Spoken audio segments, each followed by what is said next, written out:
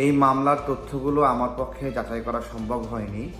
তারপরেও আমি বলছি, রানা প্লাজার দুর্ঘটনায় খুনি রানার পক্ষ নিয়ে মামলা লড়াই করছেন অ্যাডভোকেট শিশির মনির, এবং শিশু আয়ান খাতনা করার সময় যে মারা গেল ভুল চিকিৎসায়, সেখানেও আসামি পক্ষের হয়ে মামলা লড়াই করছেন অ্যাডভোকেট শিশির মনির। আজকে আমরা সকাল থেকে একটা বিষয় বারবার উত্থাপন করছি যে অ্যাডভোকেট শিশির মনির আবরার হত্যার 7 জন আসামির পক্ষে মামলা নিয়ে লড়ছেন তাদেরকে বাঁচানোর জন্য আবরার ফাহাদের বিপক্ষে। আবরার ফাহাদ হলো ভারতের আগ্রাসন বিরোধী লড়াইয়ের প্রথম শহীদ, এবং সেই আবরার ফাহাদকে যারা হত্যা করলো, পিটিয়ে পিটিয়ে নিষ্ঠুরভাবে হত্যা করলো, সেই ছাত্রলীগ নেতাদের বাঁচানোর জন্য মামলা লড়াই করছেন তাদের হয়ে আবরার ফাহাদের বিরুদ্ধে অ্যাডভোকেট শিশির মনির। আমি আসলে খুবই ব্যথিত।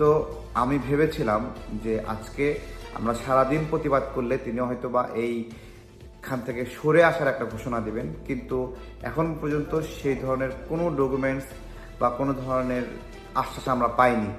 আমি ব্যক্তিগতভাবে কয়েকজন সোশ্যাল ইনফ্লুয়েন্সারের সাথে যোগাযোগ করেছিলাম যারা ইউটিউবিং করেন এবং ব্যাপক জনপ্রিয়।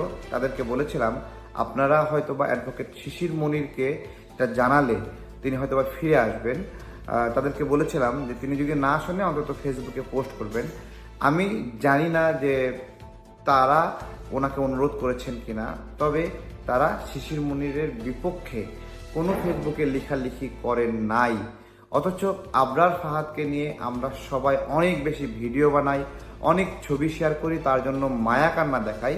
কিন্তু আজকে আবরার ফাহাদের খুনিদেরকে বাঁচানোর জন্য অ্যাডভোকেট শিশির মনির তিনি লড়াই করছেন। তিনি সুনামগঞ্জের একটি আসন থেকে জামাতের প্রার্থী হিসেবে মনোনীত এবং তিনি শিবিরের রাজনীতির সঙ্গেও জড়িত আছেন।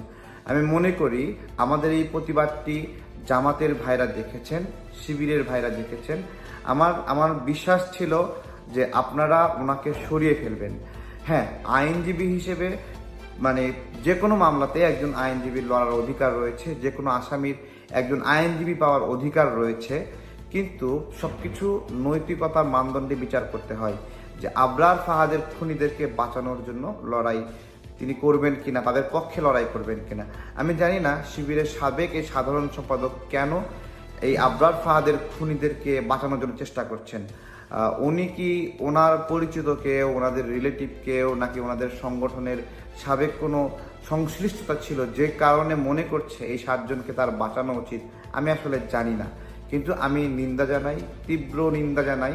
এবং যে সকল ইনফ্লুয়েন্সাররা আমরা এটা দৃষ্টি আকর্ষণ করার পরেও চেপে যাচ্ছেন, তাদের সততা, তাদের আদর্শ এবং তাদের যে আবরার ফাহাদের প্রতি নকল প্রেম, সেই নকল প্রেমকেও আমি ধিক্কার জানাই।